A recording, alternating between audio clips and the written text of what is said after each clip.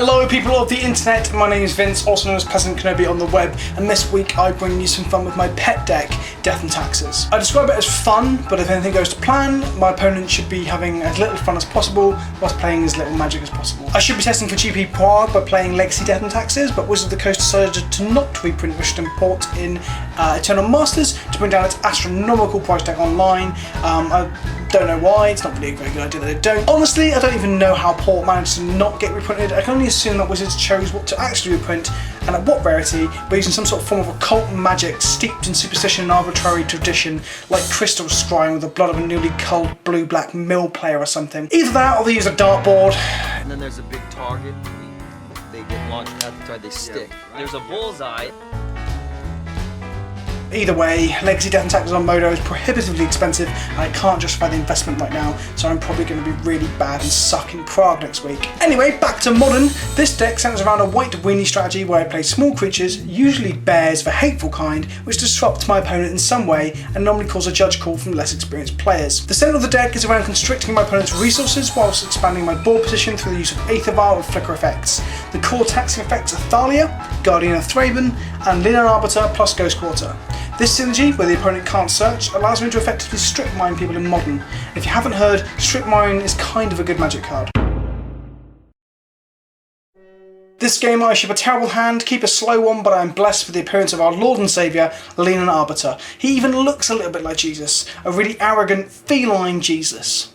My opponent uses his fetch land in response to the casting of Arbiter, which means he has eyes and he can probably read. My opponent appears to be on the red-white Boom Bust land destruction deck. He casts Boom, targeting one of my lands and his own flagstones. Unfortunately for him, my Arbiter being in play means that this doesn't quite plan out how he expects it to. He gets no land from it and constricts his own mana base as well as mine. And just like the real Jesus, my cat Jesus comes in pairs. Using a Syrian Spirit Guide to accelerate out his blood moon was a questionable decision for my opponent, but just like in real life, you have to play magic with the hand that you've been dealt, even if that hand has 2 failed careers and an increasing sense of complete and utter self-loathing and hatred. Choked on coloured sources, and well, lands altogether, Aether Vial is a strong top deck for me here. I draw my 3rd Cat Jesus, but don't have the mana to cast him. Much like the majority of American depictions of Jesus Christ, Cat Jesus is arbitrarily white.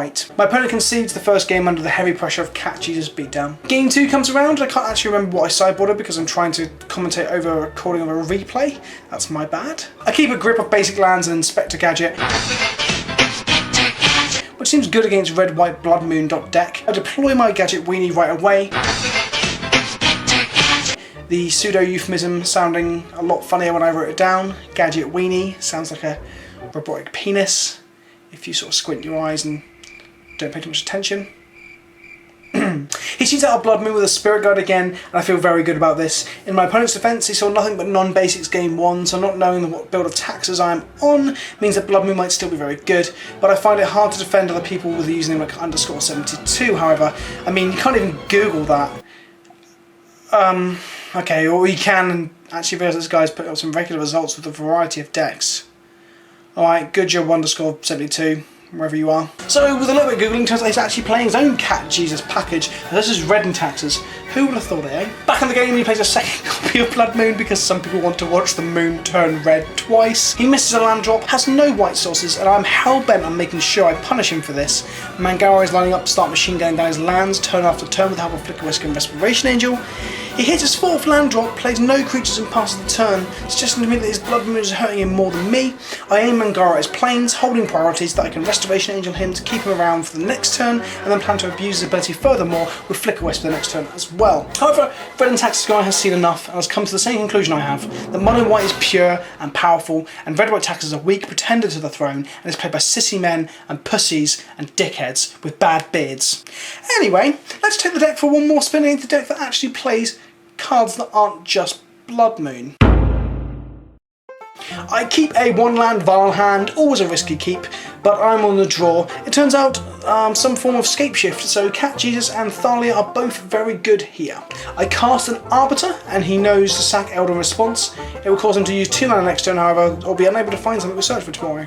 He fetches a Swamp in his turn, giving away that he's probably playing Bring to Light, or a Bring to Light variant of Scapeshift. Firing off Ghost Quarter would achieve very little here, so we play Thalia and her pony, and settle into the mana restriction plan.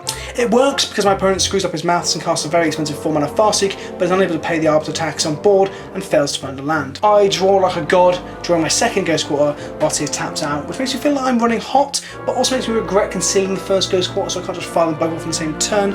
Either way, I decide to take him off green to cripple the Scapeshift and bring to light plan. Shocking himself, signaling that something is coming, I assume it's Cryptic Command, so I slam another Jesus and get ready to once again take him off green.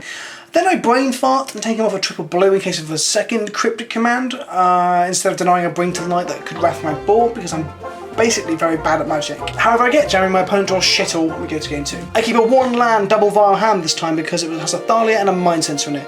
It's borderline capable and quite a greedy hand. I get lucky, draw a second land, meaning Thalia is actually relevant, and I don't look like a complete twat. However, Thalia bites the bullet and I'm left with a clunky draw of no third land. He plays a fetch and I sit on a vial on 3 for potentially too long as I try to catch him out with my Aven Mind Sensor. Ideally, I need to force him to miss a land drop or lose lands, or he will get ahead of my taxes and around my taxes and run away with the combo. I almost get him on the fetch, but a tiny electrolyze from him swats my Aven out of the sky, and I've sat feeling a little bit sorry for myself. I decide to go absolutely balls deep by tech edging him off red, but I do it at the wrong time as he's already cracking a fetch at the time. This means that I am my own worst enemy, give him information on what my plan is, and allows him to fetch a red source when he may have not been planning to in the first place. I'm now on 1 land against a control deck with 6. I mean, what could possibly go wrong? I decide to go even deeper still by surgically extracting his stomping ground from his deck and get a gander at what is actually in his deck. To my absolute fucking terror, I see 3 4-mana 4/4s and just pray he doesn't resolve more than one of those in this game. I slam Thalia's pony and I carry on beating him off. He top decks Ancient Grudge, which leads him to piss all over my parade.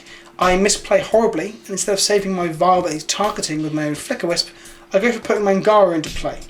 I think I just simply forget that Ancient Grudge has a second line of text on it. He then flashes it back, placing Sadness onto the stack. After a moment of contemplation, I allow Sadness to resolve.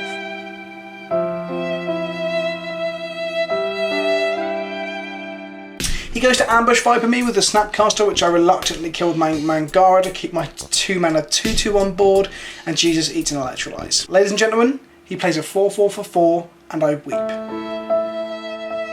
Then he plays a second 4/4 for 4, and I sob salty tears of self-righteous fucking frustration. He says no to me widening my board set the Flicker Wisp onto a Blade Splicer by Cryptic Command, and he starts the beat down by smashing my head in with 2 4/4s for 4.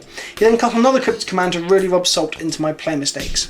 He plays a third and final 4/4 for 4, and I am at this point punching myself in the dick with pure frustration. I go as deep as I can, making group blocks that leave me dead to Lightning Bolt. I make more dudes and luckily draw into a removal spell.